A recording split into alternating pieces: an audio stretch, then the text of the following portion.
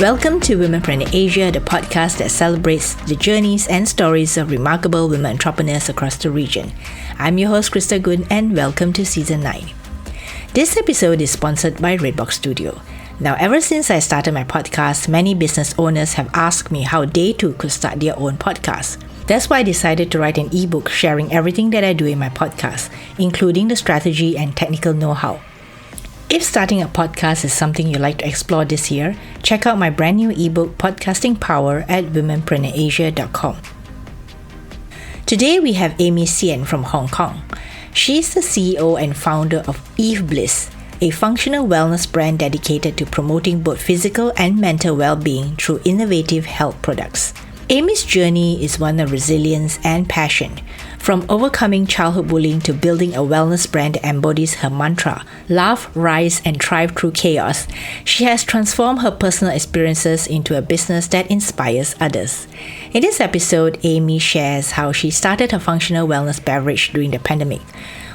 While she did have some background in the wellness product industry, she still had her fair share of challenges. In fact, we spoke about how she aligns her beliefs with her business and how being bullied as a child offered her the impetus to help more people today with her business. We speak about how she's trying to drive change in offices and corporations as well. Let's get into Amy's story. Hi, Amy. Welcome to Womenpreneur Asia. Hi, how are you? So, Amy, where are you today? I am in Hong Kong, which is where I'm based now. And are you a Hong Konger? I was born in the States, kind of grew up there a little bit and then moved back since I was 4. So I would call myself a Hong Konger, yeah. Can you tell us a little bit of how you got into the business that you're in right now? My business is Eve Bliss. It is still a startup, very, very startup phase. I launched the brand in about 2.5, almost 3 years ago now. It's a functional wellness brand. How I got into it is that I've actually always been in retail, from fashion to beauty, then in a health food and supplements kind of startup. That's kind of a bit of my background. And then I played different roles in all these different retail industries. So I was a planner, I was in marketing, I was a merchant. So I think all these things together kind of gave me the confidence to start a business. And then my very, very last job was in health food and supplements, which was what that really sparked my interest in getting more into the health industry. And why is health so important to you?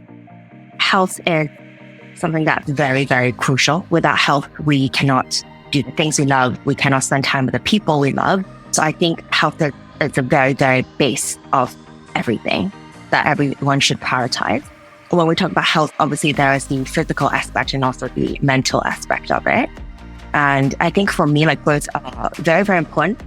A quick, sharing would be because I was quite heavily bullied when I was in school before. And I think that has made me, really, really prioritized, mental well-being. And I think that's something super important. And with that experience, I also want to really be an advocate of this to people, which is why I think this kind of translated into the brand mission as well.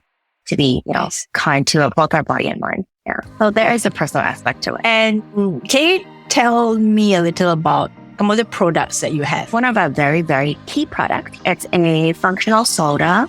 It's a very healthy drink in there that has turmeric, vitamins, electrolytes. So this is our hero product that I, tell everyone about it. On the side, we also have a spritz, a liver protection pack. Actually, as of yesterday, we also launched our journal, our wellness journal. So we have different products in brand, I guess. So it's not just the functional wellness drinks. Yeah, we also have some side products. For example, the journal, I think it's something different, but which I guess go back to what I just mentioned. Physical and mental health goes hand in hand. What we feed our body and what we feed our minds, I think are our overall brand mission. But of course, beverage is still one of our very key elements and key focus in terms of the business and product. So I would like to just backtrack a little bit into what you just mentioned about being bullied. Talk to me a little bit about that, because I think in today's society, even though right now, a lot of people are more open talking about it, probably in the past, they were not so, right? How do you come out of it? Yeah, you're absolutely right. Mental well-being, all these, or even talking about bullies, speaking up, all these things are quite new. And there are these, I guess, new flashy words like mental well-being was not even a term back then, right? So at the time, it was really tough. I mean, when it happened, I was bullied twice. So I was 9 turning 10 when it first happened. And the second time was when I was 14, 15. So very young both times. Actually, this is also why I guess we came up with a journal. I actually started journaling. Again, journaling itself is also a new term. So back then I call it diary. So it's a little bit of a dear diary. When I was 9 and 10, how I got over it was I started to go to school, right? So this is in Hong Kong, right? You're talking about schooling in Hong Kong. When I was in 9, 10, that was when I was in Hong Kong. When I was 14, 15, I was in England. So I changed schools as I moved into middle school and high school as a normal transition phase, I guess, in the system here, the education system here. So how I got through it is, number one, I started writing down things that have happened that day that is good. So remembering the good parts about it, but also having a separate section of what that made me sad so that I can let it out. So here I did 2 things. One is expressing, let my feelings out. I think it's very important. Even though at the time, exactly what we said, we might not know who to speak to apart from, family.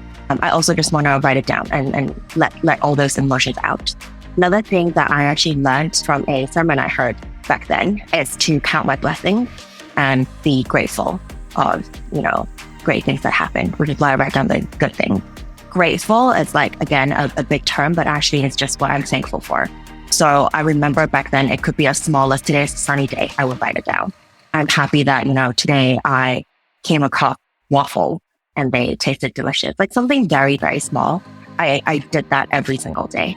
I think that had really helped me focus on the good things that have happened. Yeah, so I think these 2 things have really, really helped me through my journey when I was bullied. So till this day, I actually still do it. Maybe not. You still journal? But, I still journal. Maybe not daily, but at least every other day I do. It's something that I find it's just part of my routine, I guess. And okay, so now I have to ask you: is it a physical journal or is it a virtual journal? It's physical. It's a physical journal that I write down.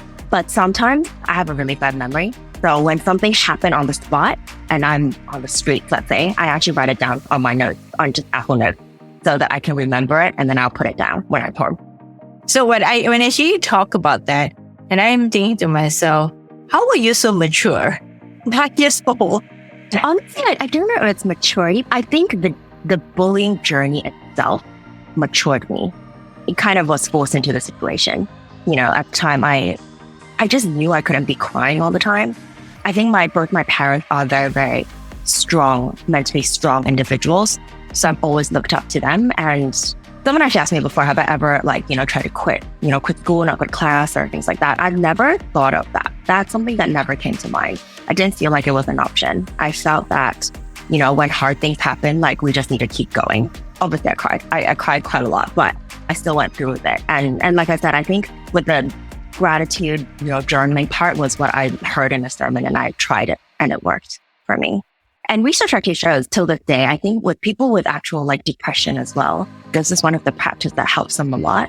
So I find it very interesting that you were doing something that you were in control of, regardless of what happened out there at school, right?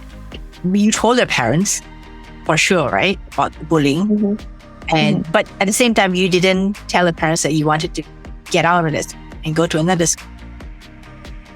It was, I think I've always been very grateful for education and just that opportunity. Yeah, it's just something that I've always been really grateful of. And I feel like it's, especially when I was in England, it's tough for everybody. It's tough for me. It was tough for my family, with that kind of partying. I'm very, very close to my parents. And I just felt it's only worth it if I keep going. Are you the only child? I am. Mm-hmm. And my parents are my best friends. Still are. I see.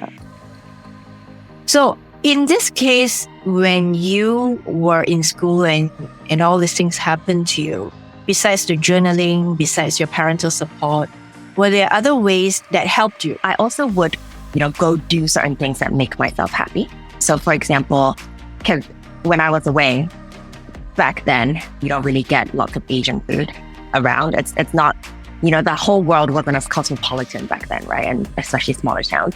So I would, if I could, at the weekend, I would go out and find a very, very small Chinese takeaway place and buy myself a dish that I like and, make myself feel happy. I've always liked music. So I would, go somewhere quieter and maybe sing or things like that. Just small things that make me feel happy. Exactly like what you said earlier. I wanted to take that kind of happiness back in my own control.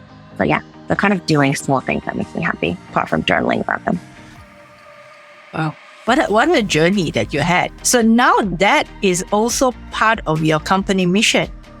The mental wellness, the mental well-being, right? Are you doing something with your company and your business right now in supporting this? Yeah, so a few things that we do, of course, we are ourselves not a mental health organization.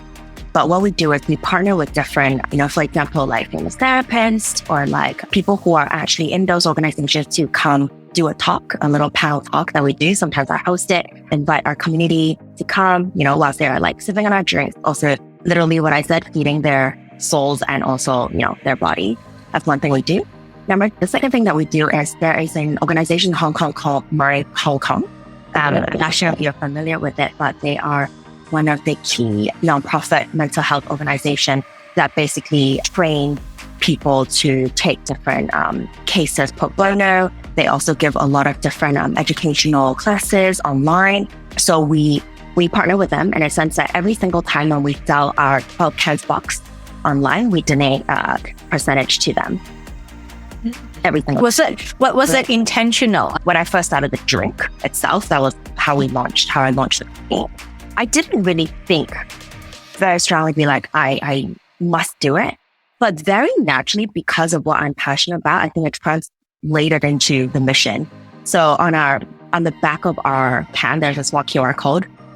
Most people, when they have a QR code on a can, you scan to the product page, right, where you can shop more.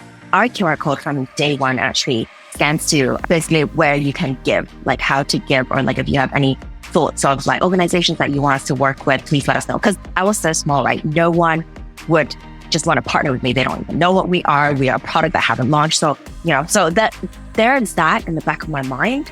But would you say I have concretely already have lined up which organization to work with? What ways do I work with them? Those kind of came as the company keeps running. So when you started, how did you market it? I mean, I know you just mentioned that is one of the ways, right, to help people give or help people give you the feedback, the response, and things that they want to see or happen.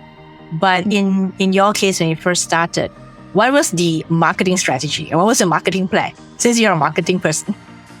I think this is also my personality. I really like hosting different events for people to get together.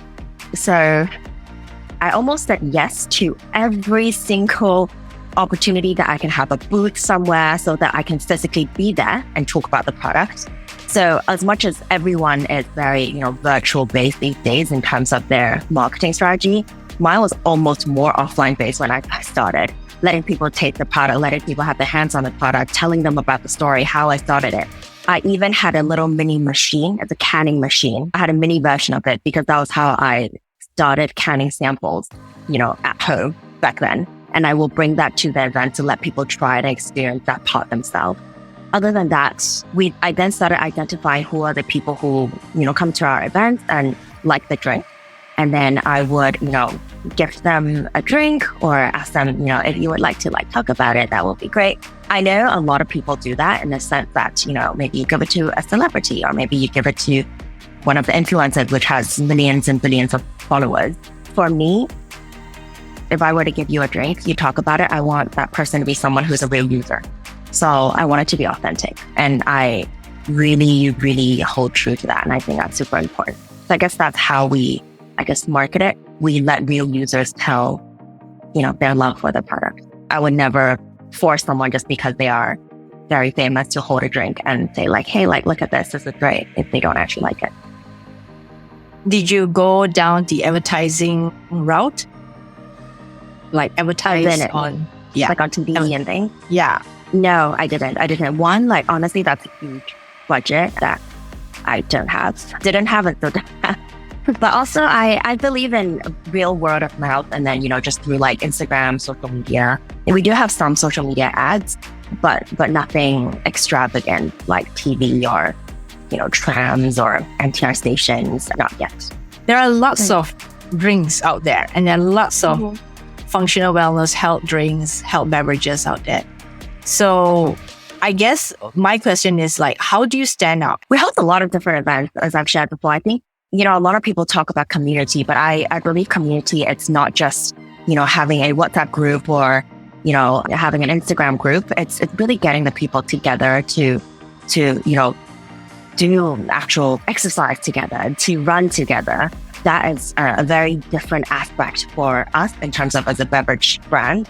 We spend a lot of time not just curating the community, but be there with the community and do something healthy together. So it's not just like, hey, like you can have a drink, you can leave now.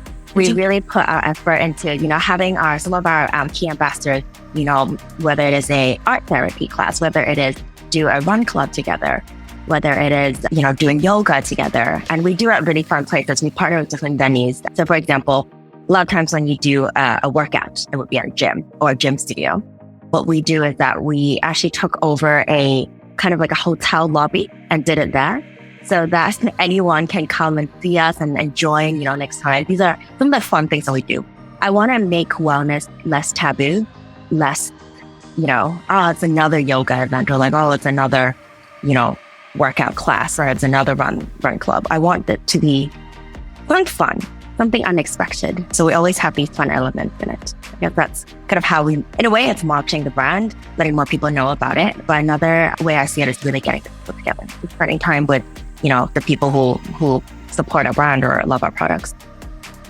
From your community, I would call it community marketing, right? Because you bring the community together. I also know that you have ambassadors. How do you choose your ambassadors, or how do you decide which ambassadors to work with? Yeah. So number one, of course, we try to look at, their profile, on social media, like what is their personal life like, or like what is, something that they really care for. And then I meet with each of them to chat with them and get to know them well. And then the last part is, do they actually like the brand? Do they believe in the brand? Do they believe in our mission? Do that part of life? Do they like drinking our products?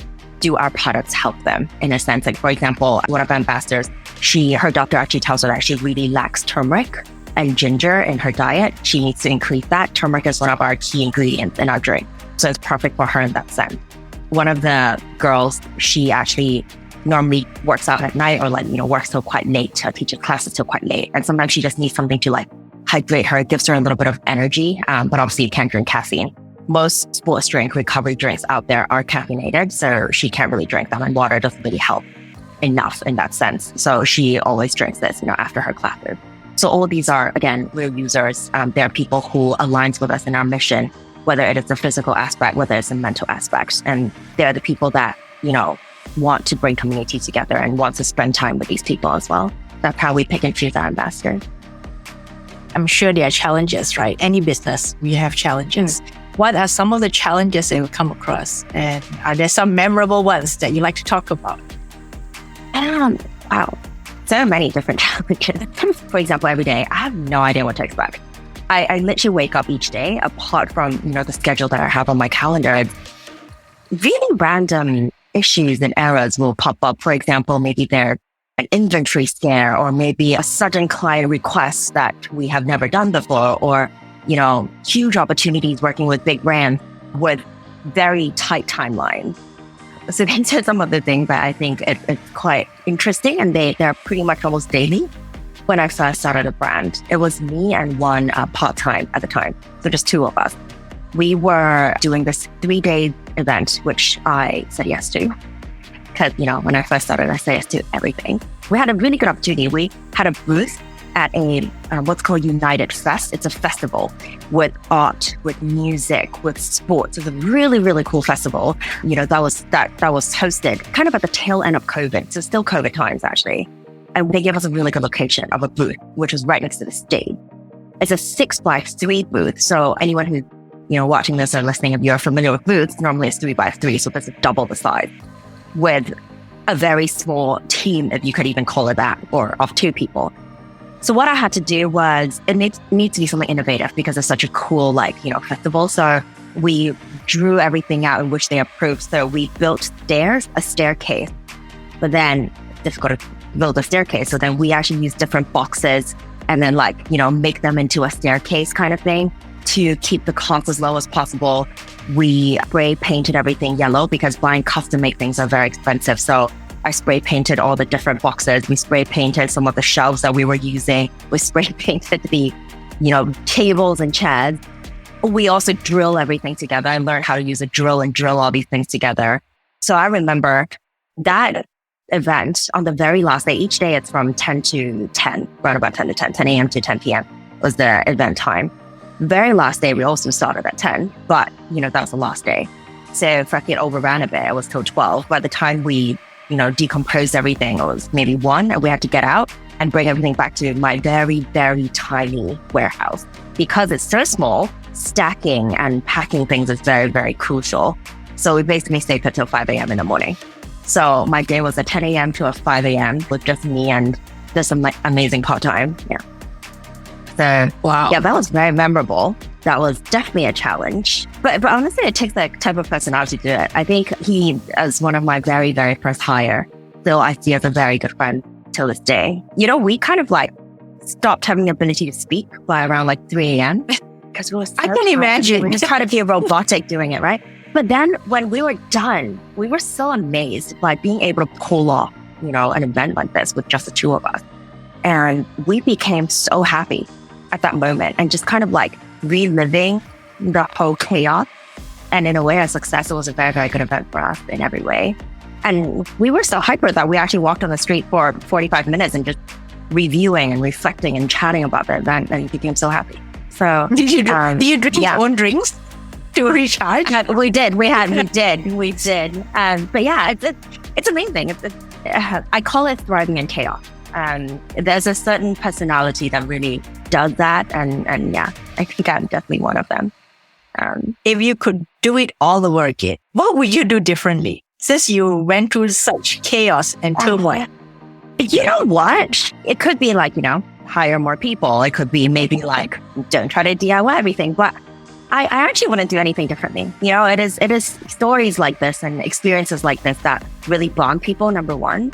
You really show yourself what you can do. I kept costs low, which is super important in a startup, I would say. Yeah, it was a big challenge, but I'm very happy with it. And I would still do it again any day, as crazy as that sounds. So those were the early days when you first started. And perhaps now it's a different kind of challenges, right? And what would some of those challenges be for you right now? There are definitely still troubleshooting that I would need to do.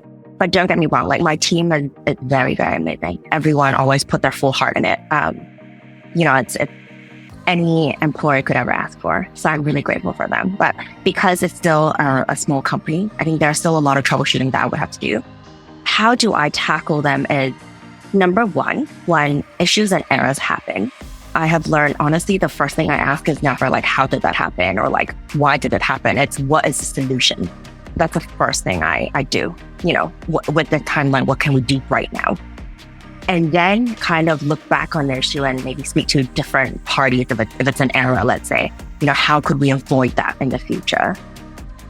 I think this is how I tackle in terms of issue. There are obviously times that you can't do anything. It's completely out of your control, right? Those are the times that, let's say, if it's something that on the surface quite bad, let's say. Give an example of what's quite bad. One of the newest things recently that we've come across, I call it a very good problem, but it is definitely a problem, is that we run out of inventory completely. Yeah, Okay. Nothing.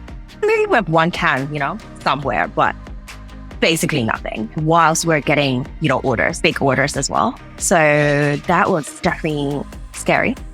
But, obviously then we need to tell our clients, right now we're in the middle of waiting for the fresh new stock to be ready, to be brewed. We've scheduled it, kind of doing these relationship parts, and then also try to see how we can speed up that process, the production process. These things do happen because, again, it's a very small and new company that we're growing, gratefully. But when I project sales, that's normally how you do the scheduling and production. It's very hard for me to forecast because we never had, that many big orders all at the same time. So that was unexpected. We didn't plan that. So, and a bad thing would be, it's a risk to lose, a client. Maybe they're like, oh, we need it right now. So if you don't have it, then, maybe next time. And these things happen, and it could be quite sad. And it could be demoralizing to the team because everyone works very hard for orders and then we don't have enough to sell. But I think what I tell myself is that I remind myself that everything happens for the better. So number one, firstly, it is a problem. I'm grateful for it. Number two, for example, using this specific example, what I told myself is, I can't really do anything if someone does decide to, drop an order, but it happens for the better in the sense that, okay, if there is a drop order, at least there's less stress and pressure in the team right now. So something like this, and there will always be another opportunity. So I just keep reminding myself, see the better of everything, no matter how they're surfacing. That's how I can keep going and how I can keep building the resilience and also build the resilience in the team. Because I'm no longer one person, a small team, but it's important that I'm transparent to them. It is important that I also make sure it's not just one person's resilience now. It's everybody's resilience. It's not to get demoralized. It's not to get disappointed. How to tackle it. I think this is how I face these challenges these days. Very real problem. Just curious, right? Like when you say a huge order, what does a huge order entail? Like how many thousands of cans? Big orders, not like huge orders, but bigger orders. We're just talking about maybe hundreds of cans right now. Yeah. So maybe 200-300 at the same time in maybe one order. So yeah. So if we're talking about 10 of these orders will be about 3,000. So they will ask you when is the soonest? Can we get it in a few days? Which normally is absolutely fair. Absolutely fair because, we're talking about a few hundreds, not tens of thousands, right? But because we didn't see that coming all at once. So if it's 10 of these orders, it's like I said, it'll be 3,000, 4,000, 5,000. And, that's something that's new to us. It's a very, very interesting dilemma to have, right? That suddenly all the orders come in and then you have a good problem, but it's still a problem to be solved. Yeah. And also maybe in a quieter season, all of a sudden, it could be that now I've projected a much bigger sales and then there's very little, then I will have an inventory overflow issue. So there are a lot of different things that can happen. Like I said, you literally don't know what to expect. Again, because we are new, so projections in different things or expectations in different things, can highly vary. What happens when there's too much stock sitting around and what do you do with it? One of our key things that we're trying to do, or I guess our goal, is to really get our drinks into a lot of offices' pantries because, workers spend so much time in the office. A lot of times they grab whatever that's in the fridge. A lot of companies still has Coke or super sugary and unhealthy drink they provide for their employees. But, that's bad for their health. It's probably hence bad for their productivity. So I really hope that we can slowly, not necessarily replace, but at least be an alternative in these fridges. So we're constantly trying to reach out to different corporate to see if we have that kind of opportunity. So that's something that we're doing, not just the marketing part. The marketing we do so that more people understand and know about our drinks. When there's a new store open or a new supermarket or a new cafe open, we always bring our drinks over to be hey, are you guys interested? Or even when we're, just grabbing a coffee with a friend, we will be looking at what they have in their fridge as a price point and do the audience match with what we have. Yeah. So we're always reaching out. It's a lot of cold calling as well. And sometimes just asking when we're around. Very interesting that you're doing not just direct to consumer, but you also want to get into organizations and companies to help staff stay hydrated in a healthier way. And a lot of times people drink way too much caffeine, way too late. And then you end up being jittery. You end up being, not a great feeling and just caffeine overdose. And then you have a crash after and you can't sleep at night. It's just a terrible cycle. So yeah. So right now you're focusing on the Hong Kong market? Honestly, currently we're focusing on Hong Kong. I have stock appeared in Singapore, and we've supported some events and let some people try our drink there. It is the next market I would love to, go into.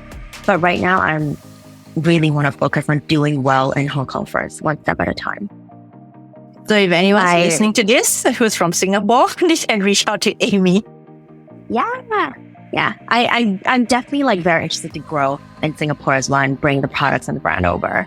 It's $30 Hong Kong per can. And then if you buy a pack, it's 100 for 4. So about 25. Yeah. How does that compare to the Coca-Colas in the market and all that? Is it almost the same? No. Coke is definitely a lot cheaper. They're talking about like under $10, per can. So it's definitely very different, but I guess it's different. We don't really compare ourselves to Coke because I guess we have a lot of different ingredients in it that are healthy and functional. But yeah, in terms of being on par with different healthy drinks like kombucha or, probiotic teas, we're definitely around the same price range.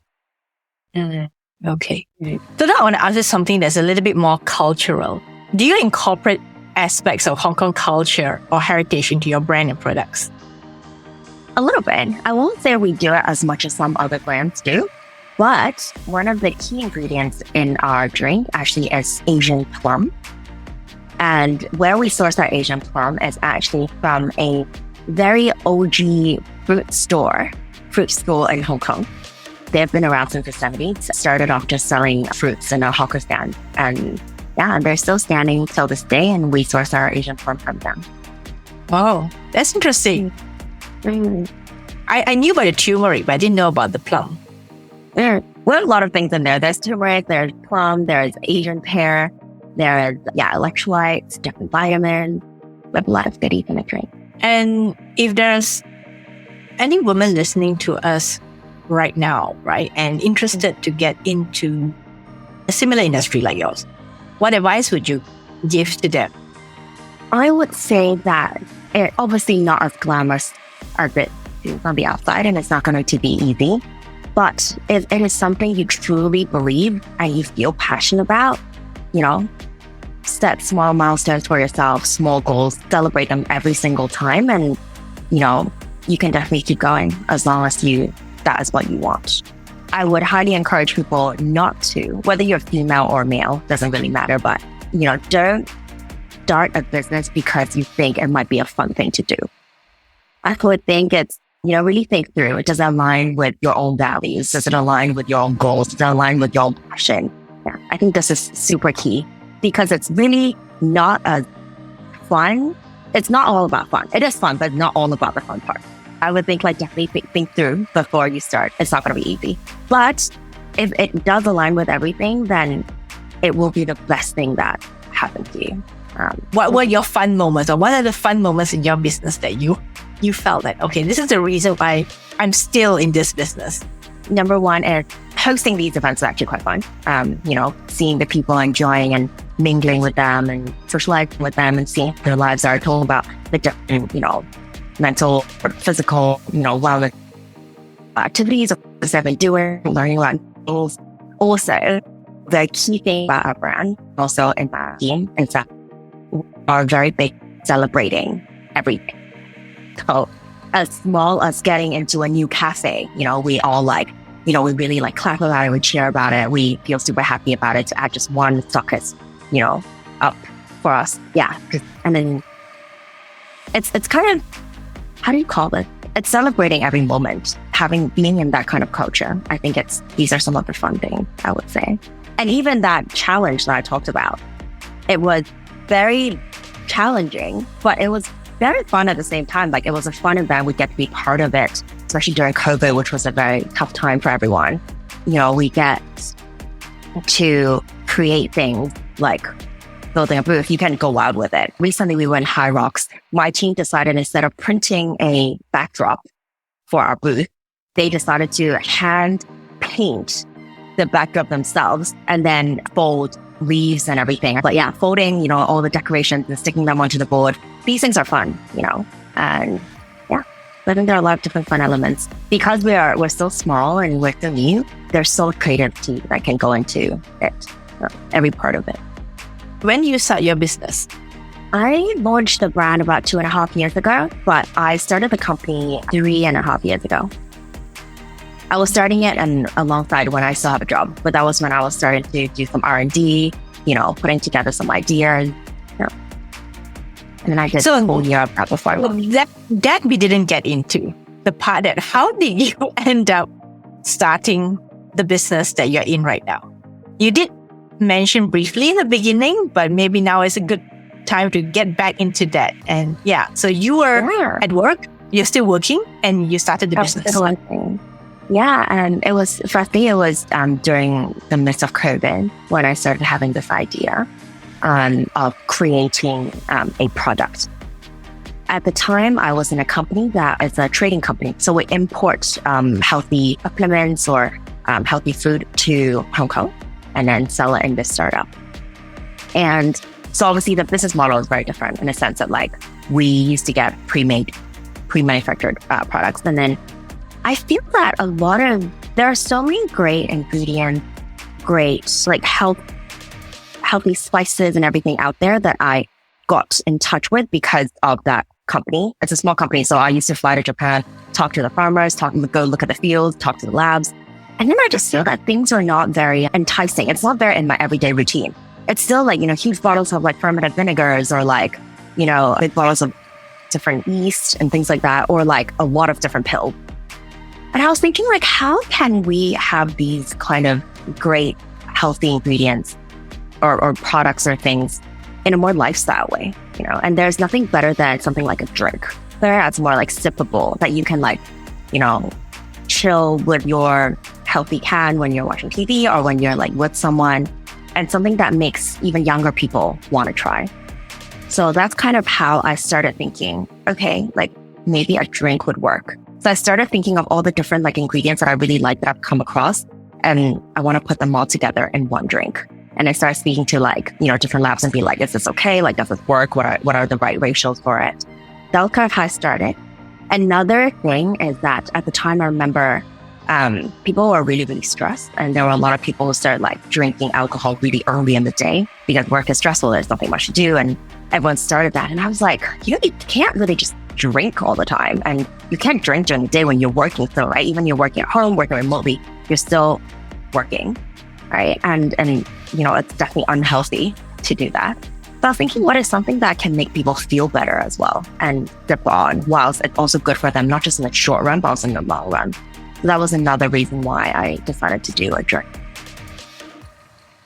Was it very heavy in terms of the initial investment when you first started the business? It's not too bad. I think mainly because, number one, when I was in my previous job, I had gotten to meet the different suppliers. So I've already built that kind of trust there instead of needing to fly over. Also during COVID, you couldn't really do that. But I think that really helped me in terms of that part, sourcing and knowing the right people. I never did a lot of, heavy advertisements or marketing, as I've shared earlier. Everything is very hands-on, just me being there. So I try to keep costs as low as possible. So it was manageable. So it means that you had a background, right? You had some idea and some background in this industry before you launched into it, because you already knew your suppliers and you knew who was going to help you make or produce the drinks, right? Oh, that I didn't. Oh, that you did it. I didn't at all. I didn't at all. Yeah. How it works, where to source the cans, the packaging, and then, what kind of brewery will brew it. I was completely new to that.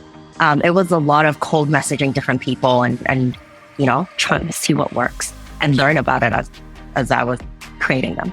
Now that we've come one full circle, right? So we talked about how you started. We talked about your brand message, your mission. I like the idea that you talked about bullying in the beginning, because that actually feeds into really what your business is about, right? Community, mental resilience, and all that. So having gone through this journey for the 3.5 years and coming to 4, I guess, is that... Well, 2. I've only launched 2.5, but yeah. 2.5 years, but you mentioned 3.5, right? From the ideation. For ideation, that's true. Yeah. So what were some of the key lessons that you learned about yourself particularly in starting this entire business journey?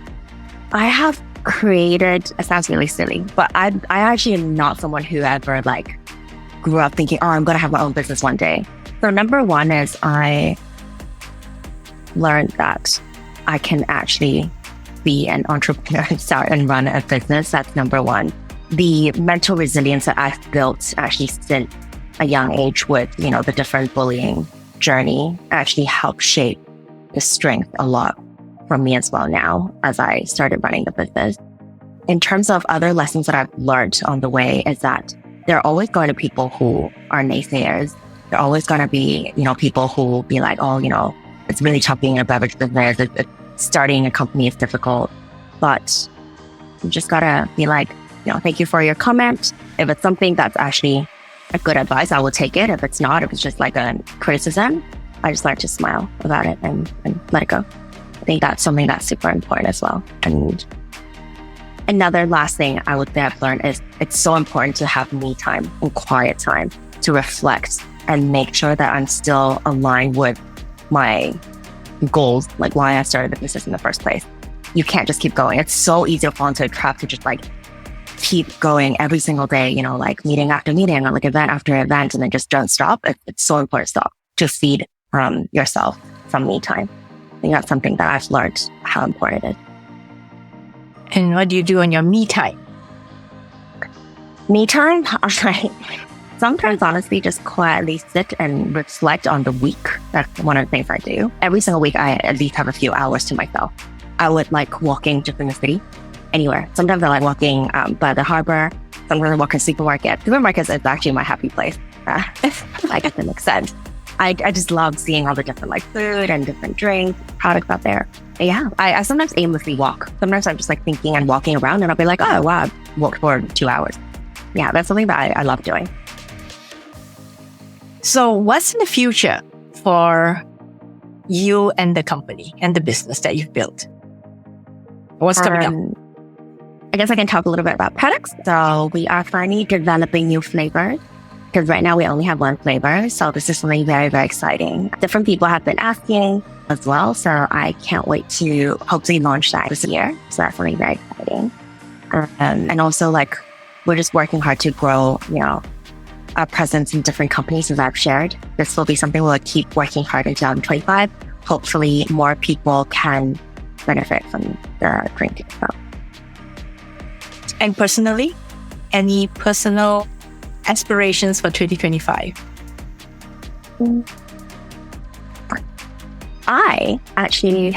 Just 2025, but over this year, actually, I've curated almost 100 different questions I wanted to ask myself. And actually, I'm planning to go through all of them. And that is something that I'm very excited about because there are different questions like, for example, why am I doing what I'm doing? What is something that drains me? What is something that energizes me? I think these are important questions to ask and reflect. And I'm so excited to do that. I know it's not like, oh, I want to go on a vacation or, anything like that, but that's really so important. And I actually can't wait to do it. Thank you so much, Amy, for all that you shared with us. But before we go, where can people find you or find your products or connect with you? You can find our products on evebliss.co, evebliss.co. And then our Instagram is actually the same handle. Yeah, so people can connect with us there and also, learn more about our brand. In terms of me, you can message me on Instagram. My IG handle is just Amy Tsien, my full name. Tsien. Correct. Yeah. Okay, so thank you so much, Amy, for sharing your journey with us. And I really enjoyed the session because you're very forthright. You're very transparent about the things that you went through. And I'm so glad that we had this conversation. Thanks, Krista. It's been great chatting with you. Always tell people it's important to do what you love and know why you're doing the things you're doing, especially if you were to start a business. And that wraps up another episode of Womenpreneur Asia. Amy's journey reminds us that resilience and passion can turn personal challenges into powerful business missions. From navigating the chaos of entrepreneurship to building a wellness brand with a strong community focus, she has shown us that success is about perseverance, purpose, and adaptability. Her story also highlights the importance of staying true to your values and surrounding yourself with the right people, whether it's celebrating small wins, embracing setbacks as learning opportunities, or staying committed to a greater mission. Amy's approach to business is all about thriving through challenges. And if you love these conversations, don't forget to subscribe to the podcast so you'll never miss an episode. Share this with a friend who needs some inspiration in business and in life. Let's keep celebrating and supporting women entrepreneurs across Asia. See you next Friday for another incredible story.